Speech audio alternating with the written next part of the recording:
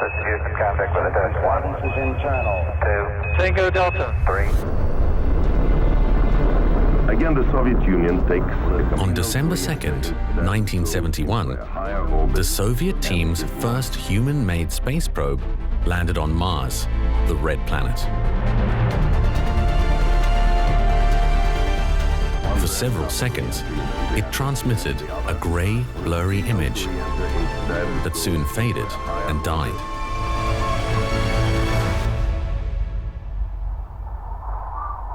Coincidentally, on that same day in 1971, in a desert on planet Earth, the United Arab Emirates was born.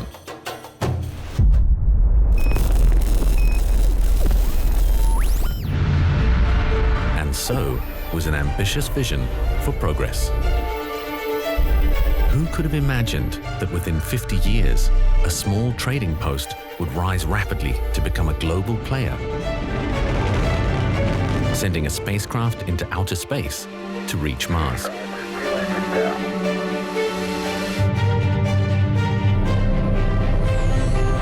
It was an enormous challenge with high risks. But on February 9th, 2021, a nation held its breath as their cities flushed red in the glow of their hopes. The world waited to hear if this small spacecraft, called Hope, carrying the ambitions and dreams of a nation, traveling 493.5 million kilometers through deep space, was going to succeed.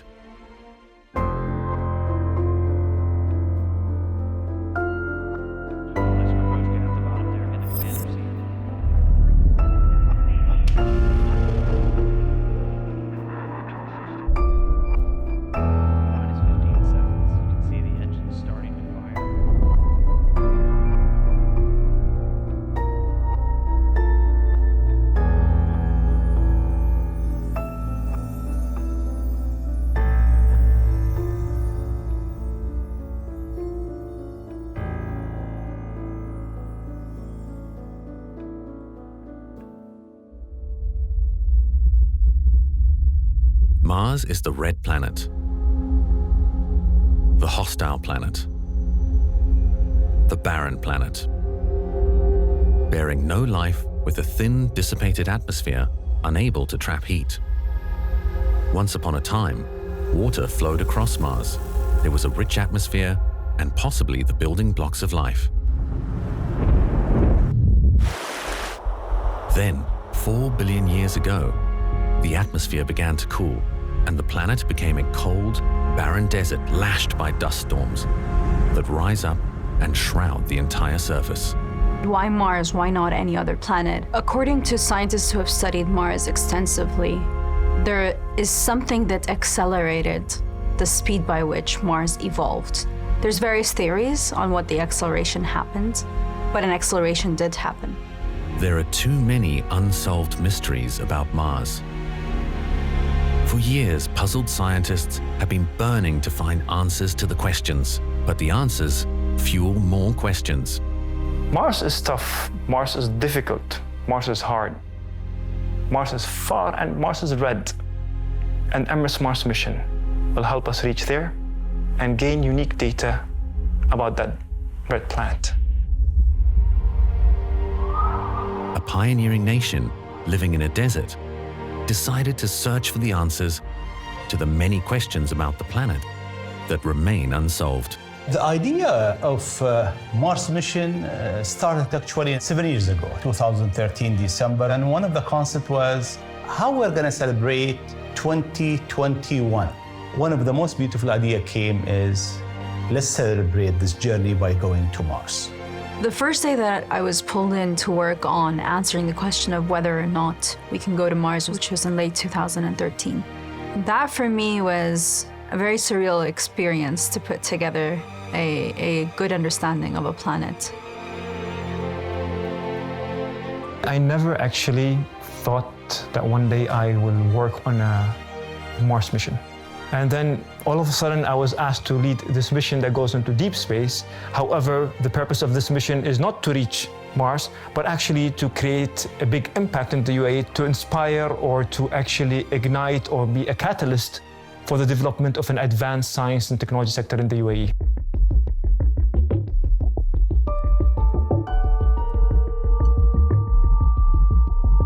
This is, for me, it's a human journey. This is what civilization can do at the end of the day. So for us, we are moving this mission, and it was built in a desert, and it's moving to another desert, which is a Mars desert. And hopefully, this can inspire youth in this part of the world. The satellite was to be called Hope.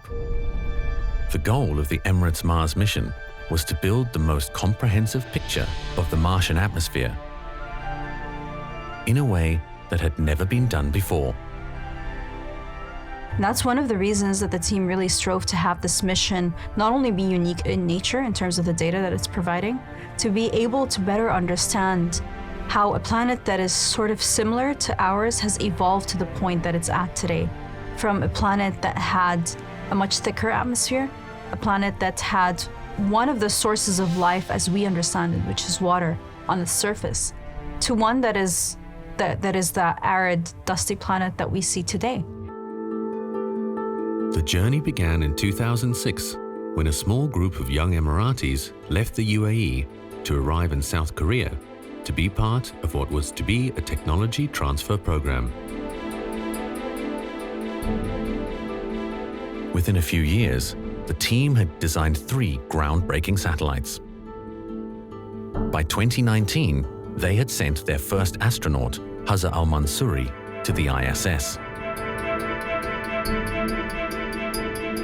But now, the biggest challenge lay ahead.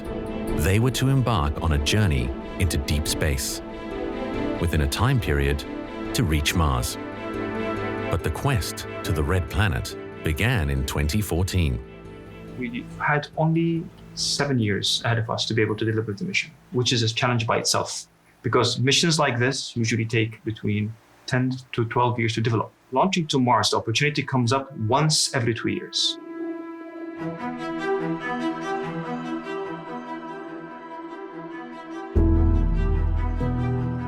The Mars Hope probe had to be designed to survive extreme forces and function in an exceedingly harsh environment. It would have to accelerate over 40,000 kilometers an hour to escape Earth's gravity. It would then have to be resilient enough to travel across the solar system at speeds more than 126,000 kilometers per hour. And the young team had to build on the knowledge of those who had gone to Mars before. No single nation built a mission to explore deep space based on its own knowledge. They had to learn from other countries. And then we spoke to the folks at LASP, Mike McGrath, who headed up the engineering team there. Then we started to tell the tale of we're going to work with a country halfway around the world and build a spacecraft. And there were some wide eyes when we went back to the university.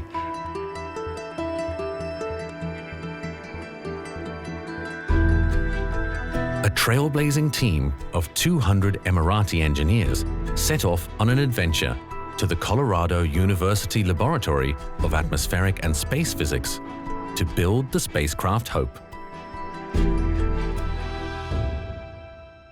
I came from a background that had nothing to do with the space. Family, close friends, they told me there is no way that you'll be able to, achieve, this is not your career. This is not something you can do or be good at. But this mission proved that wrong. The empowerment that we got, and also knowing and stating that most of the engineers on the Emirates Mars mission were fresh graduates. They didn't come from any background to do with the space projects, maybe only in school work. The team had to understand the glitches that they might face and the hazards of space travel. Space was unforgiving, unpredictable, and dangerous. So towards the end of 2019, we were completing our test, the final test when it comes to the spacecraft, the environmental testing. And we were glad that we managed to finish it on time, and we met all requirements that needed to be met to make sure that the system is actually reliable and will be able to withstand the space environment. The spacecraft was now successfully moved from Colorado to Dubai for the final testing processes. From Dubai, Hope would be transferred to the launch site on the Japanese island of Tanegashima. So in early 2020, while we were doing these critical testing, I remember we had a meeting in which the issue of COVID-19 was raised. And the question was, is this something we need to be worried about? The team's questions were soon answered as the unthinkable consequences of the pandemic unfolded rapidly. The world watched in disbelief as COVID swept through China and then beyond its borders. It seemed to be an alarming and complicated disease. The situation looked slightly different than the past. So we thought, okay, you know what? We maybe need to start having discussions about what will happen if all countries went into a full-on lockdown. What will happen if the whole world shut down because of this situation? The outbreak was considered an international emergency. Countries were now imposing lockdowns on their citizens, and travelers were barred from entering. Flights were stopped, and the Mars mission appeared to be fighting the odds to survive. But basically, so what we decided is to ship the spacecraft 3 weeks earlier than planned. The spacecraft was sealed in a special container and carefully and slowly transported in a lorry from the Space Center to the airport. This 45-minute journey now took 12 hours. Hope was going to arrive ahead of schedule in Japan to ensure it would make the launch window from July 14th to August 3rd. A specialized team accompanied the probe. They now had 80 days to prepare the spacecraft for takeoff. I think once we landed in Japan, I felt like this is an achievement. We made this in such hard times where borders are closed, where no one is flying. And we arrived in Tokyo and stayed for 2 weeks and self-quarantine to make sure we're not having any disease or having fevers before we enter the Tanegashima Island. Then we split in 2 teams. One team flew to Nagoya and one team flew to Tanegashima. The road to Mars remained full of hard challenges. The team would soon have to make some even tougher choices. Once the spacecraft reached its destination, the engineers performed the final checks and prepared the vehicle for its takeoff. But now, another great challenge lay ahead. This time, it was the weather. And the clouds weren't cooperating. The forecasts were pretty dismal. It didn't seem like it was the day to launch. The spacecraft was placed on the rocket, and basically the rocket was going to be rolled out onto the launch pad. So people were looking forward for good news, and everyone was excited about that launch on the 15th of July. However, Mother Nature forced us to postpone the launch. The team had outsmarted technical and logistical hurdles, but the weather was something they could not control. A delay like this would mean that the mission would be postponed 2 more years. Regardless of how much you control your surroundings as much as possible. And we kept on checking forecasts day after day after day, and the weather was getting worse and worse and worse, and the conditions weren't getting any better. You're making decisions based on a lot of unknown and then explaining it to the public, especially here in the UAE. We've never done this before. It was touch and go whether Hope would manage to launch. The weather continued to be unpredictable. The small window to launch the satellite was closing. A nation's dream was slipping, and then the clouds cleared, and there was that moment of possibility. 20th, even though basically we were not sure if we'll be able to make it, that opportunity came up. There was a very small window that we had. Basically, if we literally waited for another day, I don't think we would have been able to launch. Coming onto Tanegashima Island a day prior to launch was a pretty stressful endeavor at that point. The team has put quite a remarkable feat to get us to that point during the height of the pandemic. Being in relative lockdown on the island, working towards delivering this mission on time and to the launch site. There was tension.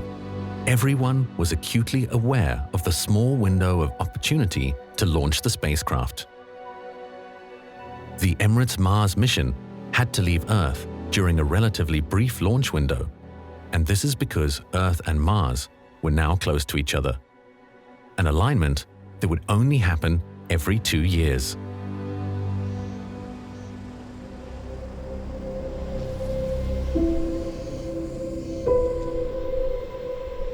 The day of the launch was probably the clearest day that I've witnessed during my time in Japan. And I remember reflecting on it on the 14th, saying that, it's really interesting if we actually launch on that day, because this is our Apollo mission.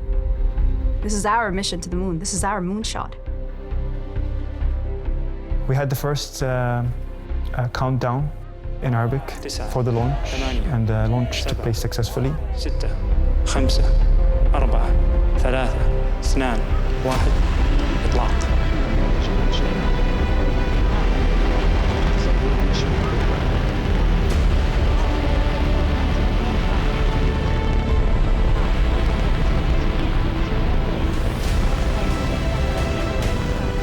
The beauty of, and the difficulty and the challenge of watching your mission going to space, watching your life work going into space, is that it's a series of holding your breath, a series of pauses of, we passed this milestone, what's next?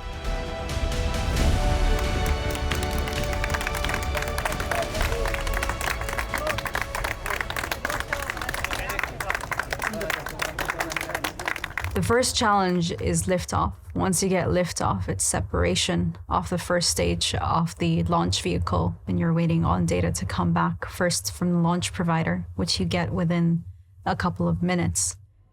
And then we needed to wait for a bit of time.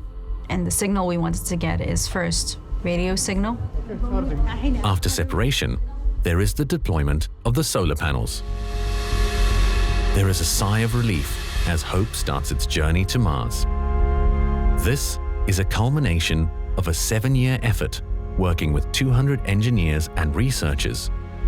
Ahead of the spacecraft lies a 493.5 million kilometer journey, full of unknowns and perils. But the team are very confident things are going well. On a metal piece of the probe is written, "The power of hope shortens the distance between Earth and sky." On it is the flag with the slogan, "The impossible is possible." And the team hope that the craft will enter orbit on February the 9th. A sketch on a paper to the spacecraft that's today in space that has gone further than any spacecraft that this region has ever launched. We'll one day have a spacecraft heading towards Mars that's now floating in space way beyond Earth orbit, that you cannot even real-time communicate with it. 7 months later, the 493.5 million kilometer journey is about to be either victorious and lead the UAE to new frontiers in deep space, or end. Everyone knows that Mars has been a graveyard for many missions. On August 20th, 1975, the first Viking spaceship. 2 weeks later, there was a second Viking launch. The history of Mars exploration is riddled with failures. There are many what-ifs. What if Hope misses orbit? What if Hope flies past Mars into deep space? The UAE space team at Mission Control is prepared for all outcomes. In the UAE, now glowing red to celebrate their ambitions. Tensions run high as the probe prepares itself for the Mars orbit insertion. So when we started the Mars orbit insertion process, it started at 7:31 p.m. UAE time. However, there's an 11-minute delay, one-way communication with the spacecraft. So we had to just wait and watch. There's nothing we can do. Again, just laws of physics. When we're going to approach Mars, we will have to slow down the spacecraft. And in the event of slowing down the spacecraft, we're going to consume a lot of fuel for kind of the braking event. For the next 27 minutes, the spacecraft performs a complex maneuver to position itself for the orbit entry process. The burn begins. The Delta V thrusters now fire full steam. The craft descends into Mars orbit. By that time, basically, the whole team knew that we reached Mars, but they were waiting for me to announce it, and I was still in shock. And I had to take that deep breath and basically announce the mission, that the mission actually reached orbit successfully. And for 15 minutes, a nation holds its breath. Then, a signal confirms success. A wave of victory and pride washes over the UAE. I was saying my heart was smiling. It was, I had to stay cool, but I was over Mars. I was so happy. I was still in that status of shock, and I'm like, I saw the 7 years that passed in front of me like a second. What the UAE did to reach Mars was unbelievable. The model that the UAE took, the approach that the UAE took, no other nation took.